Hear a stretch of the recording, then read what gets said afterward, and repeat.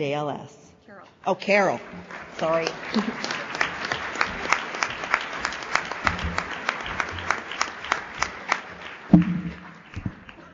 Good morning, everybody. My name is Carol, and I am a grateful member of Anon. I'd like to thank John for inviting us here today to speak, and I'd also like to thank the ORC. It is so great to be back here in person.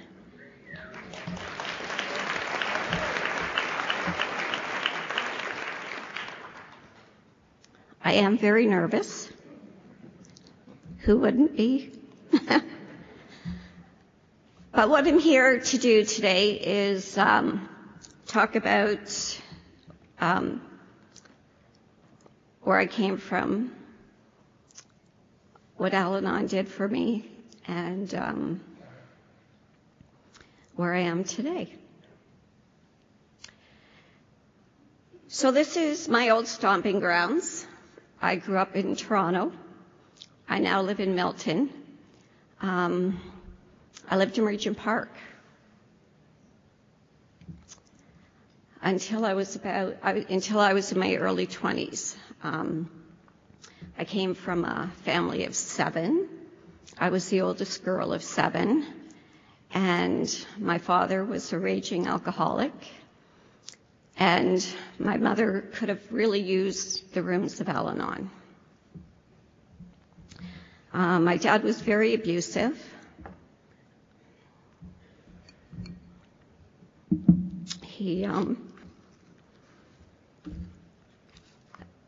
I don't think any one of the kids in my home left unscarred, like I'm sure most of us in this room today.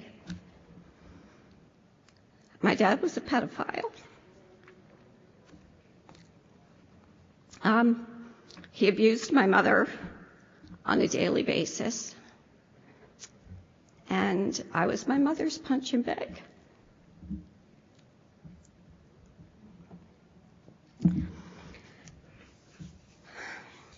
I grew up being told I was never good enough. I would never amount to anything. And my childhood was to look after my younger brothers and sisters, which I did.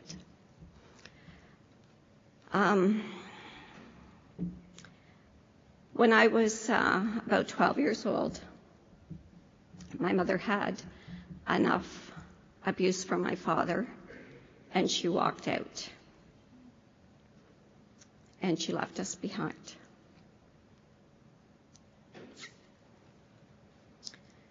So now I'm a full-time caregiver.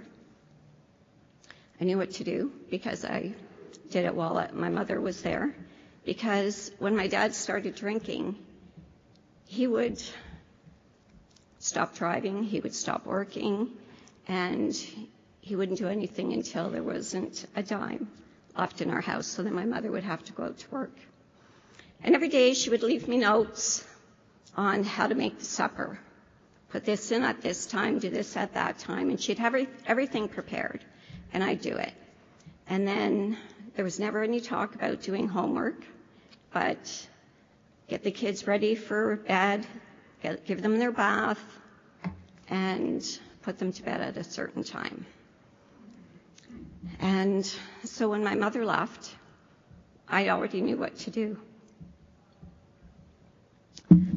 There is 10 years between my youngest brother and myself. And there's 2 years between my oldest brother, myself, and my sister. And none of us are twins. My brother was born in January, and in December of that same year, I was born. And 10 months later, my sister was born. And so my mother was a very busy mother until she left us, and then I became very busy. And I went to school. I took the kids to school, and my life just revolved around looking after everybody else. And one of the things my father told me was that you make them listen to you, because if they don't, then you will be the one who gets the belt. And when we got the belt, you see, when I came into Al-Anon, I stopped feeling. I didn't cry, because if I was crying, I was told he wasn't going to stop until we stopped crying.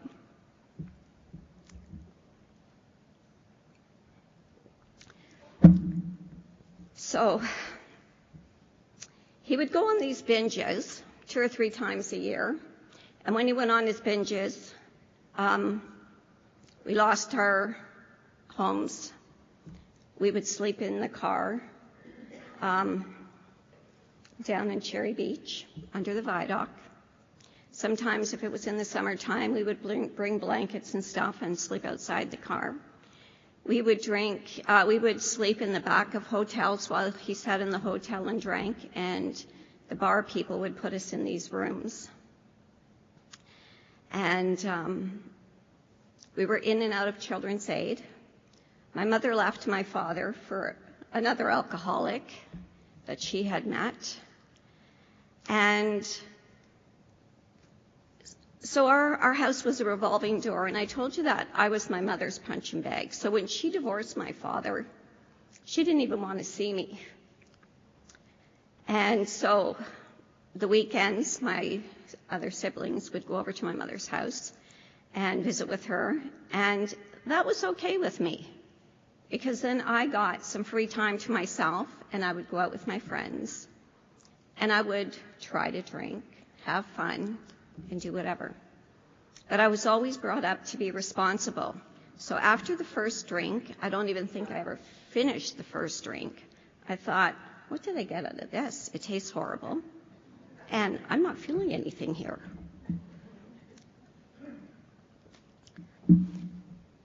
So the kids would go to my mother's, and I would go out with my friends, like I said. And then they would come home, and when my dad started drinking, he started hitting my younger brother's sisters. We were abused also by a big brother. And when I come home and I told my brother this, he said, "Oh my God, what do you mean he touched you? He told me he wouldn't do it to anybody else."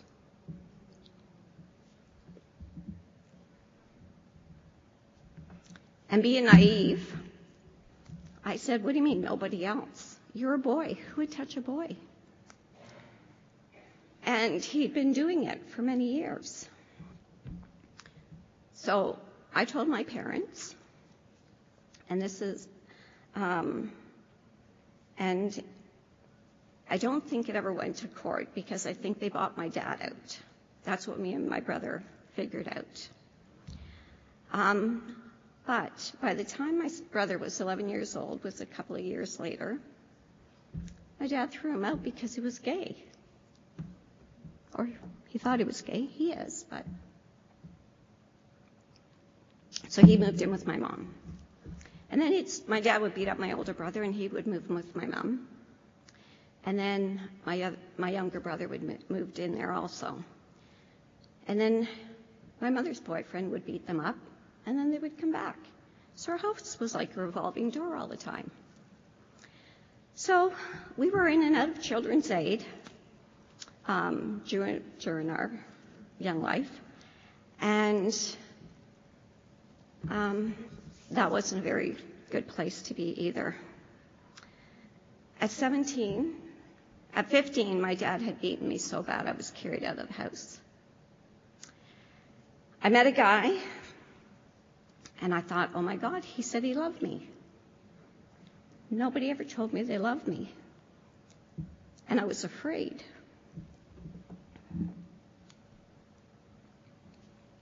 I was never hugged. Nobody ever held me. nobody ever kissed me or told me that they loved me, so I didn't know how to react to this.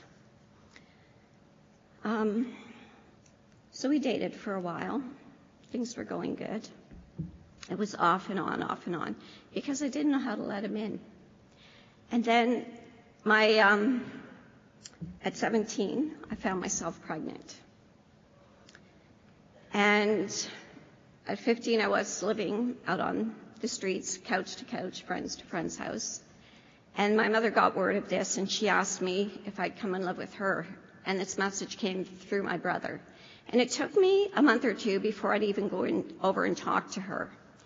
But I finally did, and I ended up moving in with her. And I had a little baby boy. Me and my mother had been together now for a year. And my son was 4 months old. She used to come to the doctor's office with me all the time. Because being a young mom back there, the hospitals treated you not so nice. So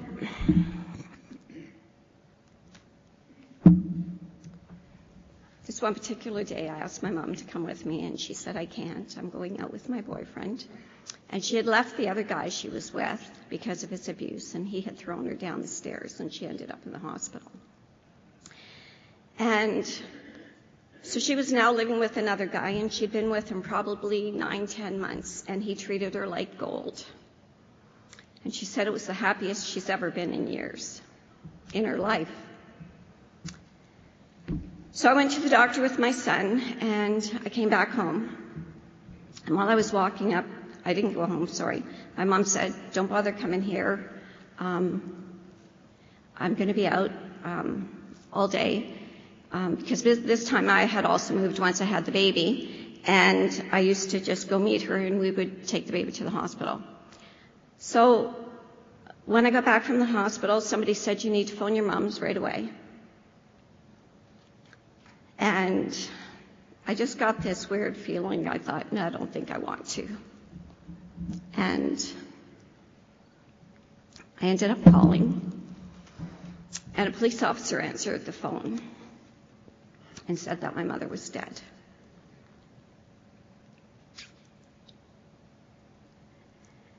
So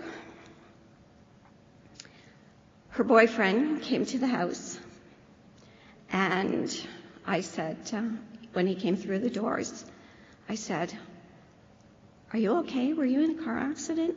And he said, no. And I said, what did my dad do? And he said, it wasn't your dad, it was Clarence. He shot and killed her.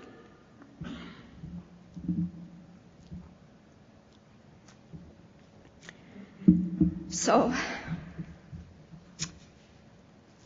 it was very difficult moving on, not to have somebody to kind of guide me with a new baby. But we made it through. And I moved in with my husband, or my boyfriend, and we moved in together. And I thought, I'm going to have a great life. I'll be okay. And we moved in together, and everything seemed to be going fine. And for a while it was. And about 3 years into our relationship, he started drinking. And all of the old craziness and everything started coming back. And it wasn't like I lost it, because I'd lived for the first 15 years of my life in active alcoholism with my father. And I just took that baggage into my new relationship, because it was the only way I knew. And so 3 years into our relationship, he started his drinking journey. I forgot to mention, when my son was born, he was born deaf.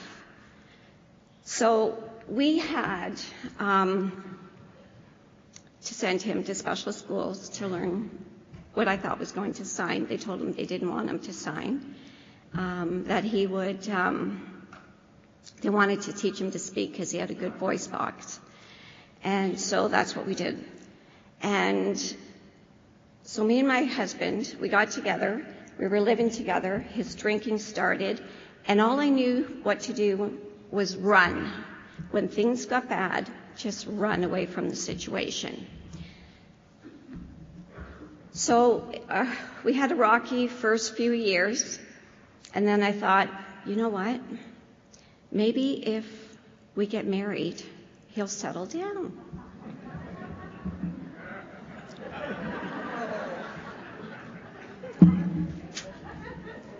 Yeah, that didn't work.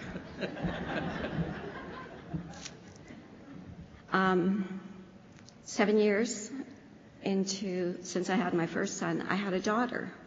And I thought, we'll have another child, and then maybe he'll change. And that didn't work. His drinking just seemed to escalate.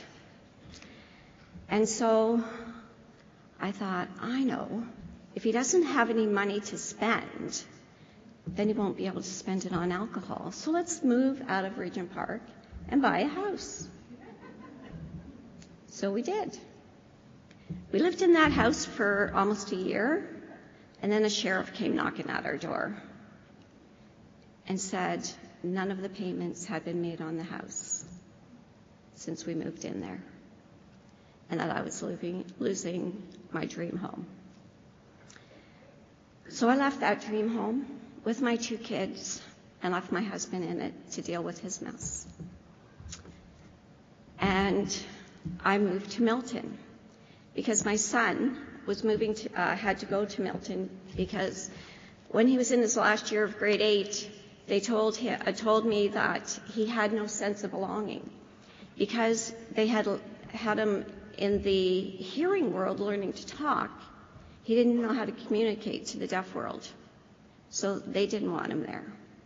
The hearing world didn't want him because he was deaf, so he had no place to go.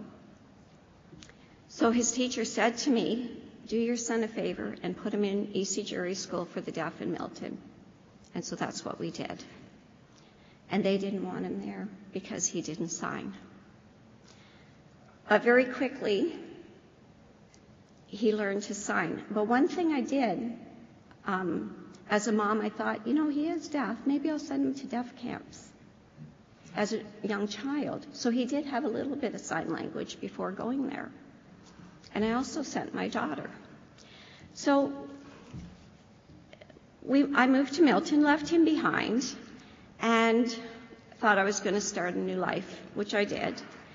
And months later, my kids started to act out. And then I called my husband. He came to visit. And, as long as I'm not near him, I don't feel the urge to bring him back. But as soon as I see him, I want him back. He tells me everything I need to hear. I promised I won't drink no more. I haven't drank for 6 months. I might be going to jail because I was caught for the 3rd time drunk driving. And I felt sorry for him, and I took him back because he was sober. So we got back together, and I thought everything's going to be great. And within a year or so, he went into a treatment center. And within a year or so after that treatment center, he started drinking again. And this went on for 25 years. And I don't know what it was 25 years later. The fighting, the yelling, the screaming. Both my kids have now left. And because they couldn't handle us fighting anymore. He was living in the basement. He was a basement dweller. I lived upstairs. I went to work 12 hours a day just so I didn't have to see him. We had hall sex. That's the only sex we had. And I'm sure you know what that was. I walked by him and said, F you, and he walked by me and said, F you. And so I'd say a little while into the last year of his drinking and my craziness, I said to him, I can't do this no more. And I think it's time you left. And I told him that the last 10 years we were together probably about 15, 20 times. Sometimes he'd just leave on his own. So I came home one day. He had left, but then of course he came back. And my daughter was living somewhere else because she didn't want to live with us anymore. And she said, "Do you think it'd be all right if I come in and see Dad?" And I said, "Sure." And I said, "He's down the basement where he always is." She went down and found him unconscious on the floor. So we took him to the hospital. He attempted suicide. And then, of course, I felt sorry for him. I was there every day at the hospital like a good wife does. What an enabler does. And he came out, and he was home for a bit, and then the next thing I knew, he came home drunk one weekend. And I fell apart. And I kicked him out, and I said, "This time you're not coming back. I can't do this anymore." And I took my both kids to an Anon meeting, and I went in there, and I was told I would get help. And when I got in there, they said,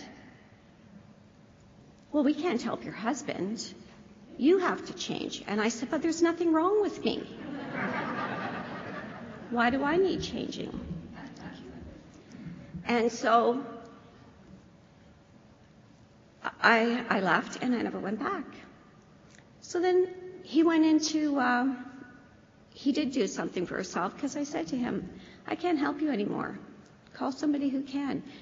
And so he went back into a treatment center. And when he came out, I thought we were going to have a great life. He'd quit drinking. I let him move back in. And my son was getting married, and we went out to Edmonton to the wedding.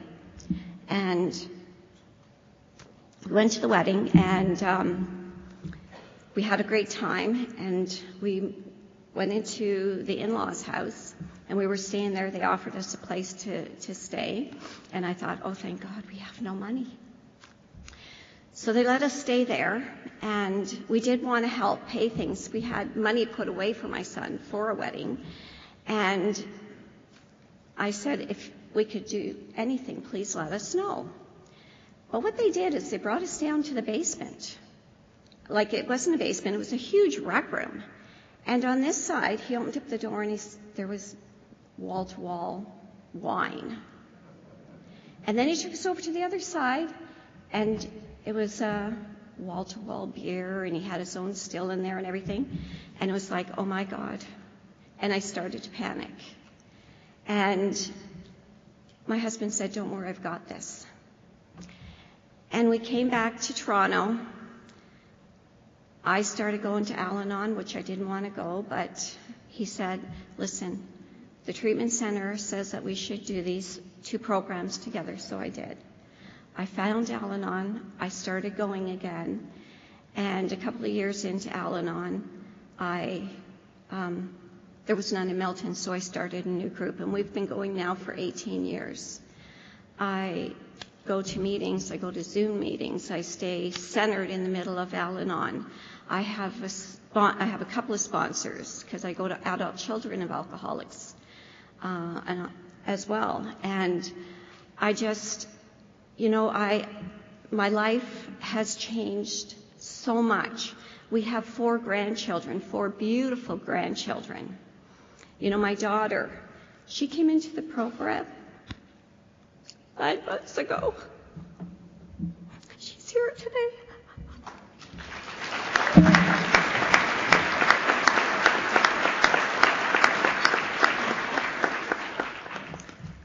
Al-Anon taught me to stay out of her business. I struggled staying out of my husband's business in the beginning, but Al-Anon taught me, if it's not yours, don't talk about it, don't touch it, leave it alone. Mind your own business, and I did. And I started to get into her business. But this time when she came to me and she said to me, "Mom, my drug choice, I drink, but it's really not my drug of choice. What should I do? Should I go to what program? And this time my husband had told her to go to AA and whatever. And I said, don't you have a sponsor? And she said, no. I said, well, you're going to these meetings, talk to the people there. They will guide you. I'm learning, and I've learned to stay out of their recovery. I stay in my own corner. I do my recovery, and we have a wonderful life today. Our grandchildren love us. We love them, and our life just feels full. And my husband is my rock today. He has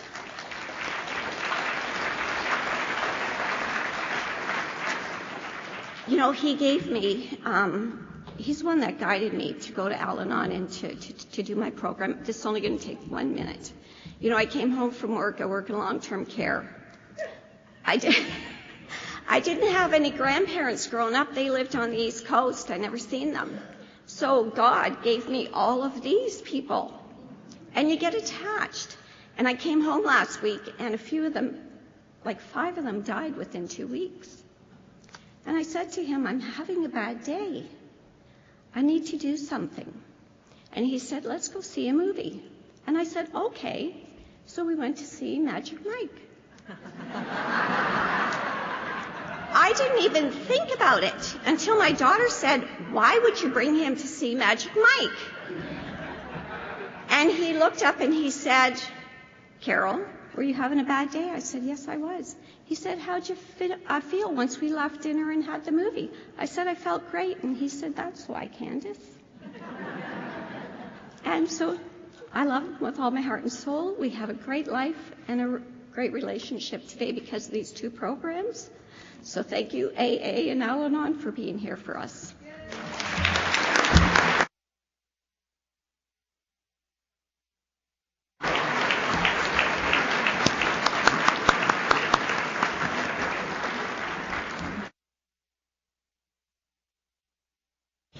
Thank you so much, Carol, for your heartfelt, courageous, your vulnerability. Just thank you. I have no words really to describe your message that you gave us today, but thank you so much for your strong, hopeful message. God.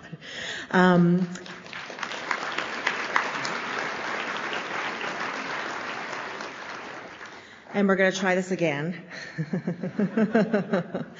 And now for our second panelist, for the Thursday night group in Milton, please help me welcome Dale S.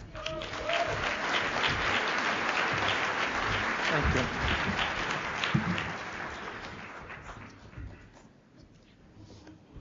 you. Wow. So, you know what? I woke up one morning and I was at a police station in Georgetown. And I was in a dark cell, right? I had no idea what I was doing there.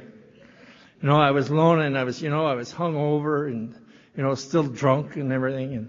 And I was full of fear because I really didn't know why I was there. And then the door opened in the back and I could see it was like the desk sergeant or something. He was coming closer. And I knew, now I can get some answers and find out why I was there. And I said to him, sir, what am I doing here? What am I here for? And he just shook his head like this and he said, for drinking. I said, thank God, when do we start? Because, see, I'm an alcoholic. My name's Dale. Actually, my name's Dale Sharp. And I have I want to say thank you first to Nino and to John, because Nino asked us to speak like 5 years ago. And so normally when you get asked to speak, it's usually a couple of months before, and you don't have to think about it too much. And 5 years is a long time, so I forgot about everything that I was going to say now after trying to get my composure back after what Carol just shared with. But I'll try and do my best.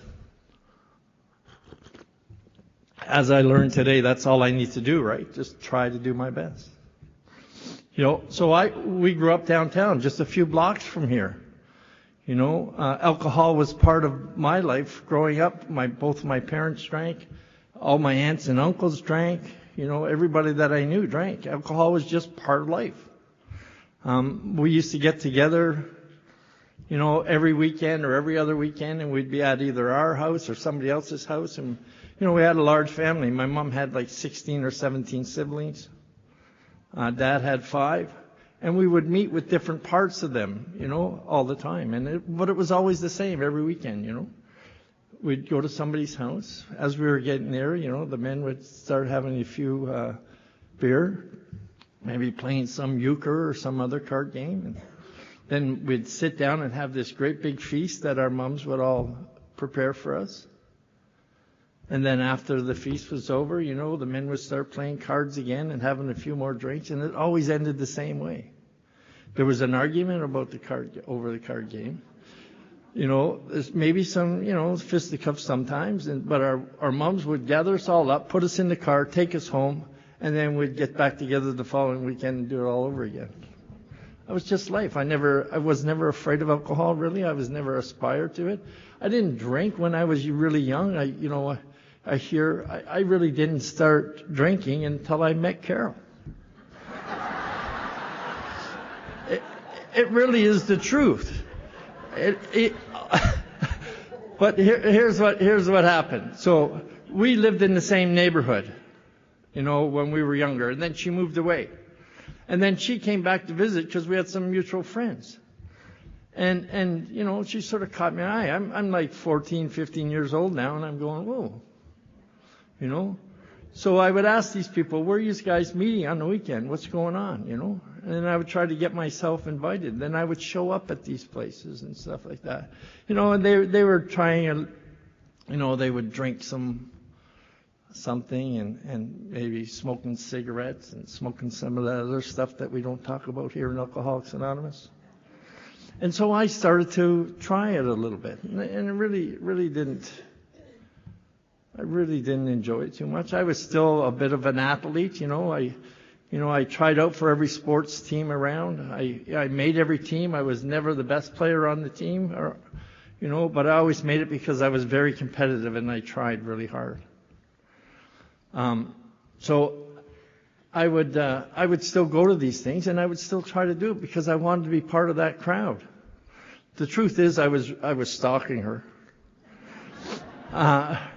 And then finally, I went and got enough nerve to ask her out. After a couple, 3 months, and she made her first mistake and she said yes. Right? So we started dating, doing the stuff and, being down here in Toronto, I know that all you people know about the terrace and all that kind of stuff. So we used to go to the terrace on Sundays and go down at I think it was called the Imperial 6 on Yonge Street to go watch the movies. And, we spent a lot of time, down on Yonge Street long before the Eaton Center was built. But, it was just, we just did kids stuff, teenage stuff. And it was all great. And then she came and told me that she was pregnant and we were going to be parents.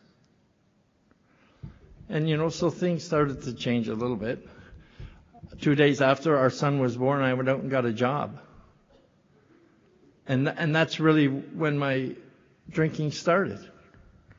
Because I started hanging around with the guys from work on pay night. And I used to work at a company just off of, on Richmond Street over near Sherbourne. And that's where we lived, down that area, Moss Park, right? So we would go to the local bar on pay night.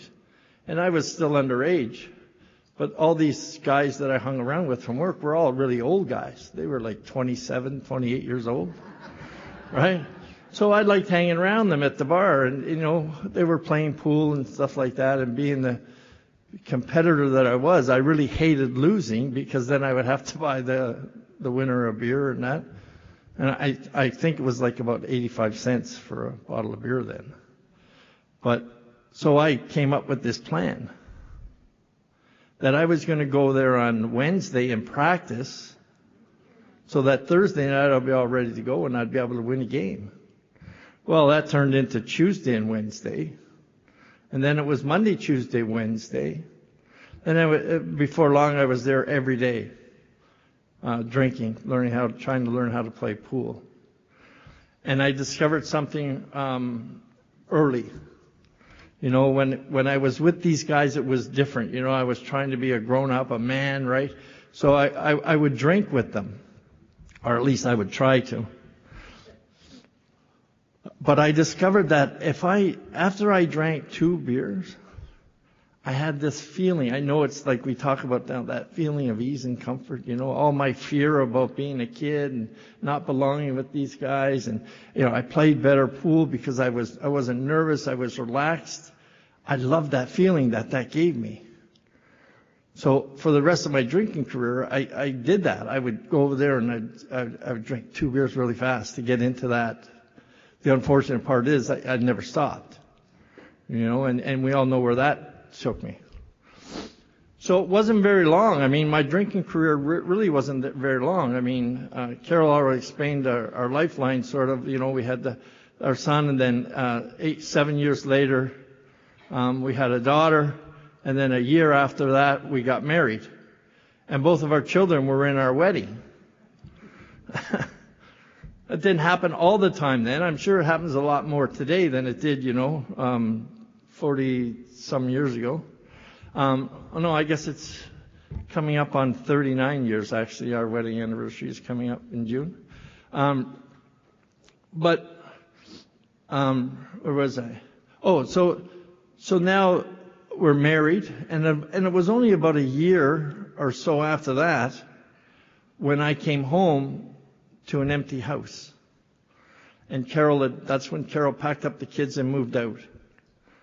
And she contacted me a few days later and said if I wanted to ever see them again, that I had to do something about my drinking, because she wasn't going to live like that anymore. And so I went to my boss at work, and he sent me to a treatment center here in Toronto. It used to be up across from, I think it's Norfinch Hospital. Does that make sense? It was across the road from there, up on a hill, and it was this old mansion, a beautiful spot. It was a 28-day program. And what they did for me is they brought me to Alcoholics Anonymous. They introduced me to the big book of Alcoholics Anonymous and the first six steps. And while I was there for the 28 days, we went over and over and over the 6 steps. You know, and went to AA meetings every day, mostly up in the North End and Yonge. And after 28 days, and I was leaving to go home, we were already back together. Carol had brought the kids up, and I think my mom as well, to visit me. And then, I was getting out of there, and we knew that we were just going to have life by the tail now. Everything was just going to be fantastic. All I had to do was go to meetings. If I keep going to meetings, we're going to have this life. So I did. I was just talking with Danielle before that it was mostly in the beaches area that I was going to meetings. And I was going every day. People told me, go to meetings every day, 90, whatever. So I did that. But then after the 3 or 4 months, I realized that, I had a young family. I was a bar drinker. I was out every night drinking. Now I'm out every night at meetings. I'm still not at home with my family. So I told myself what I needed to do is I had to stop going to so many meetings and I had to stay home. So of course, I start tapering off my meetings. I went from 7 to 6 to 5 to 4 to 3 to 2 to 1 a week to none. And it was in a very short time. I mean, this was from the time I got out of treatment, it was maybe 10 or 11 months. I'm pretty sure I never made it to a year. I don't remember ever celebrating anything in AA or even collecting chips. But I found myself sitting in one of my old haunts down on Queen Street. And I was sitting across the table from one of my drinking buddies. And he would go and buy 2 bottles of beer, one for him, one for me. He would drink his and then he would drink mine. And we did this little dance for, maybe 2 or 3 hours. Because I knew enough that I shouldn't be sitting at that table in that bar with him, and I knew enough not to pick up that first drink. But I went home drunk that night, and I really didn't know why. Today I know why. Today I know that alcoholism is a family disease. Mental, physical, and spiritual in its nature, and treatment of the whole problem is essential for complete recovery, right? We all know that, right? Well, I went to all them meetings, but that's all I did. I didn't join a group. I never got a sponsor. I never did the steps. I never read the big book. I never talked to any of you people. I was the last one in the meeting. I sat near the exit door, and as soon as the Lord's Prayer was over, I was out the door and gone. So I went home drunk that night because I was still living in untreated alcoholism. And I know that if nothing changes, nothing changes. And to take this a little further, me and my family did nothing different.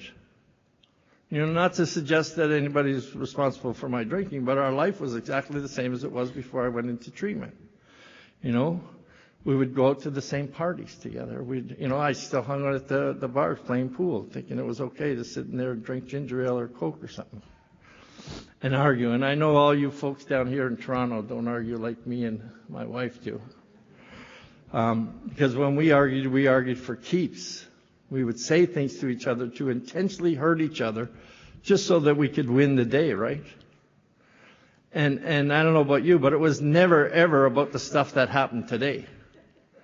It was always about the stuff that happened maybe 10 years earlier, And then maybe if we stayed in the room long enough, we'd get to some more current events. But not usually, you know how it would be, right? So again, if nothing changes, nothing changes, I drank because I was an alcoholic living in untreated alcoholism. So I stayed out there for a long time. I'm thinking it was probably like around 15 years. Never actually did the math, but it was about 15 years. And the last year my drinking was the absolute worst. And, Carol told you a lot about it already. Our kids had moved out, both of them. Our son met a girl in university, and he moved out to Edmonton. He was planning their life together. Our daughter was at her friend's house a couple of blocks away. They couldn't stand being in the house because whenever we were in the house together, all we did was fight, and it was always the same. It was about money and booze, That was it. And I became a daily drinker. All I did was every day the first thing I thought of was how was I going to get another drink? And it was the last thing I thought of before I passed out. Did I have enough to get me there the next day? Or where was I going to get it? It wasn't a very good life. Sometimes I was asked to leave. Sometimes I just left on my own. And sometimes I was invited to leave by some uniform help. But it was, I was living in my car a lot of times, and I would go drinking all day long and then crawl back to my truck and fall asleep. And sometimes my daughter would come and get me and tell my friends, ask my friends if they could help me. I'm living in my truck, and I don't need to do that. I have a home, right? But I just chose to be there. So that would, I would wake up as soon as they went to bed. I would crawl home and stay there for a little bit, and then the cycle would start all over again, right? And then it was this one day, and I don't know why this day was any different than any other day. But I came home from drinking all day, playing baseball with my friends, and it was Sunday evening, and I walked into the house, and something felt very different. Something was off, and I don't know why this day was any different than any other day, but I just felt different. And so I made my way down into the basement. There was nobody home, and then I went around looking for something to drink, and I found something to drink, and I was down in the basement by myself. And if you're an alcoholic of my type and you're sitting alone in a dark basement by yourself, you could start thinking some dark thoughts, and I did. I started thinking things like, what, nobody would even notice. I'd be doing them a favor. Nobody cares. So I took a bottle of sleeping pills, and I woke up the next morning in the hospital. I don't remember anything else after that. But I do remember waking up in the hospital, and I could hear my wife talking to one of my drinking buddies, and I was too ashamed to open up my eyes. Well, when I heard the door click and they had left, I opened up my eyes and I realized that I was in the intensive care. And I had this flood of emotions, fear and anger and anxiety and remorse and everything all at one time. And I remember thinking that, you know what, this has never came to this before. My life is going to be different from here on in. I didn't know how, but I knew something was going to be changing. So I stayed in the hospital for 2 weeks, 14 days. And my wife came there every day from like 8 o'clock in the morning until 9 o'clock at night, sat in the chair right beside me. And the day I was leaving, they sent me to the psychiatrist that I had been seeing before, because I was having trouble sleeping and I was depressed. So they give me sleeping pills and antidepressant pills. And I never took them because it says right on the bottle, don't take with alcohol. That's why they were available for me that day. So they sent me back to this guy, and I remember sitting in the office with him, and I guess there was a psychologist or something with him, and then me and Carol right beside me. And he started talking to me about my alcohol consumption. And of course, I'm lying. But the beautiful part about it was I was convinced myself, that I had them convinced. And I believed everything that was coming out of my mouth, and I convinced myself that they believed me. And now Carol was sitting right beside me. And I thought she believed me too. But so he started saying, well, what about going for treatment, to a rehab? And I said, no, I've been there before. That stuff is great for them folks, but it didn't work for me. I'm not interested in that. I don't need to go there. And then he said, well, what about going to Alcoholics Anonymous? And I said, no. I did that before. He goes, I went to the meetings. And then I said, have you ever been to them meetings? Them people there are all nuts.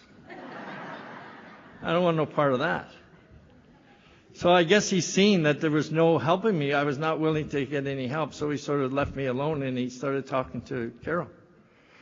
And I don't remember what he asked her or what, questions or anything, but I do remember one answer that she gave.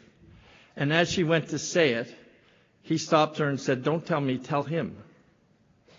And what she said was so simple, I came to see you every day for 14 days in that hospital, from morning until night. You never said 2 words to me the whole time. But as soon as your drinking buddy showed up, you lit up like a Christmas tree. You were outside laughing and joking, having a smoke like nothing happened. Why would I care what happened to you? Right? I'll never forget that. But I also tell you that I no longer treat my wife like that. Every day I wake up, I tell my wife that I love her. And then I go try to piss off one of my friends.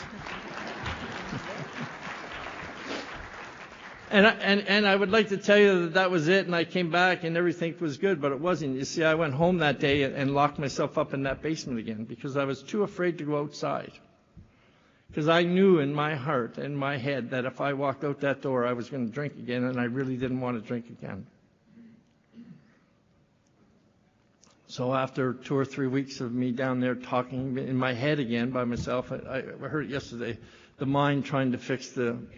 same mind trying to fix the problem it created. Yeah, that's where I was. And I come up with this brilliant idea again, as I did, that I was going to go and make amends to a friend, one of my drinking buddies, the same guy that was in my hospital room that morning, because I thought I did something wrong. Once I did that, I would be all right, and it would get me outside, and then I'd be okay. I'd maybe get out and do something. So I went to his house, and I knocked on his door, and he opened the door, and he was so happy to see me. He says, come on in, Dale. He goes, we were all so worried about you. We haven't seen you since you were in the hospital. We were really worried. And, before I turned around and sat on his couch, I turned around and I had a beer in my hand. And I went home drunk. I didn't want to drink. So that's when I went to my wife and I said, you know what? Maybe I do need help. Can you help me? And for the first time in a long time, she said, no, I can't. She goes, I've tried everything to help you. You're going to have to figure this out by yourself. Call your doctor. They'll be able to help you. So on the Monday, I called the doctor, and they sent me to another treatment center, another 28-day program. And what they did is they brought me back to Alcoholics Anonymous. It was, I remember every day going to meetings again, talking about the steps and the big book inside the center. And then on day 26, when they told me, okay, you're going home in 2 days, all that fear and anxiety and everything all came back in an instant. I thought, oh my God, I have to go out there and be on my own again. What am I going to do? So I started to have a bit of a day. I don't remember a lot of it was going on, but I guess I was being a little disruptive and stuff at the center. And so at lunchtime, I went out behind the center and sat by the river. And you know, I first started talking, just looking up, talking in the air, in the sky, and I think I was talking to my mom, who had passed away some time before. And before I knew it, I was on my knees beside that river, and I was asking God for help. And I didn't know who or what I was praying for, but I just knew I needed help. And I said, please, tell me what I need to do. I'm afraid I'm going to be out here in 2 days. I'm going to be on my own again. I don't want to drink. Help me. And then when I get up and left there and I went back to the center, I just had this feeling of like relief. I was relieved that, you know, things are going to be okay. All I had to do was start listening to what, oh, I thought you were giving me I thought I was getting a hook. All I had to do was start listening to what people in this center and people in Alcoholics have been telling me every day for the last 26 days, over and over and over again. You know, listen to people how they got sober, and they'll teach you. You know, join a group. You know, go to me, join a group, get a sponsor, get into the book, do the steps. You know, try to help others. And if you do those things, you know, to the best of your ability, you'll get better.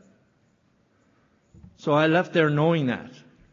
So 2 days later, I was prepared to go home. And I remember that, you know, I joined a group that I'm still a member of today, the Thursday night group in Milton. But 2 days after I got out of there, we were on a plane to go to Edmonton because our son was getting married. And Carol told you a lot of that story. I'll tell you that within an hour of that tour, I was at my first AA meeting in Edmonton. Because I'd searched it on the internet before I left there to find out where AA meetings were close to where we were going to be. And I found a place called the Camel Club. And at the time, there was like 35 meetings a week in the same building. I thought, this is perfect. It's just a couple of blocks away. And I went there for the first time. I'll never forget that first meeting, because when I went in there, it was a fairly big meeting for me. There was like 100 people, but it was a discussion meeting. So, of course, I sat in the back thinking that, you know, nobody will bother me back here, but I'm here with other alcoholics and I can listen and maybe learn something, right? So they did the same thing, you know, they did the readings and stuff. And then the chair threw out some topics that we were going to be discussing. And then he leaned over like this and he said, I'd like to hear from you first. I'm saying, me? He said, yeah.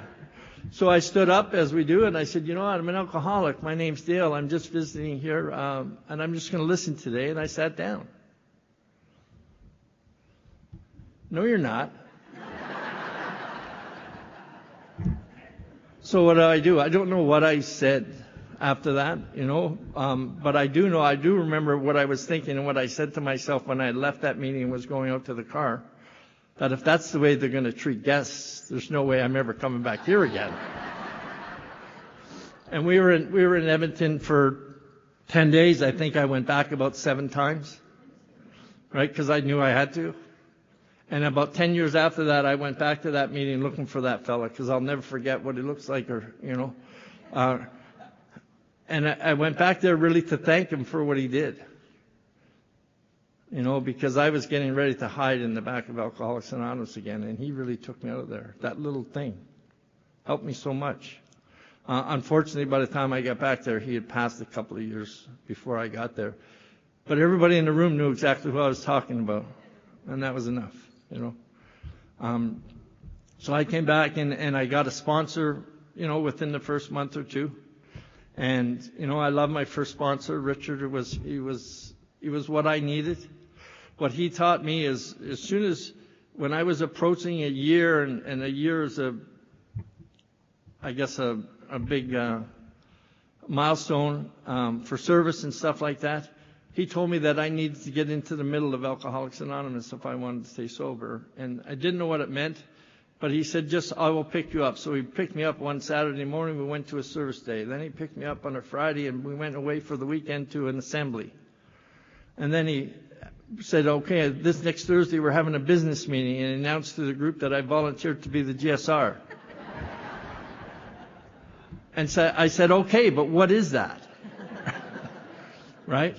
So I got into the middle of AA. I started volunteering up at the same treatment center where I went to, helping put on AA meetings.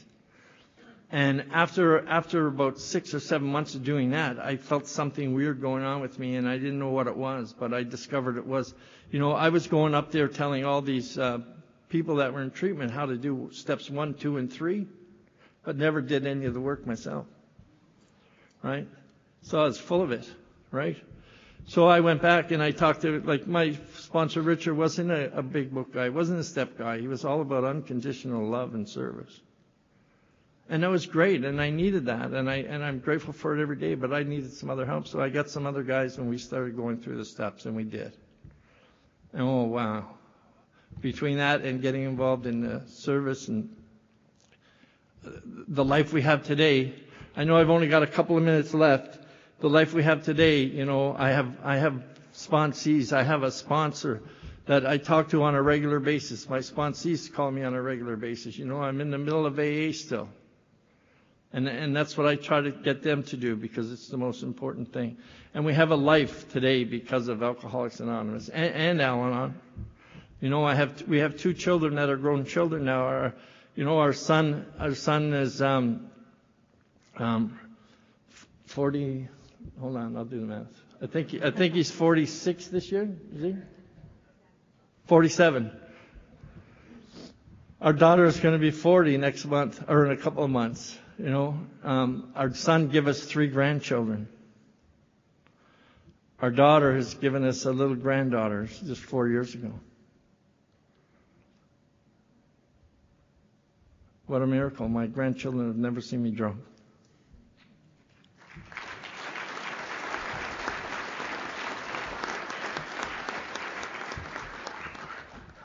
I have to say this. Sorry. I love my children to the end of the world and back, but I actually like my grandkids.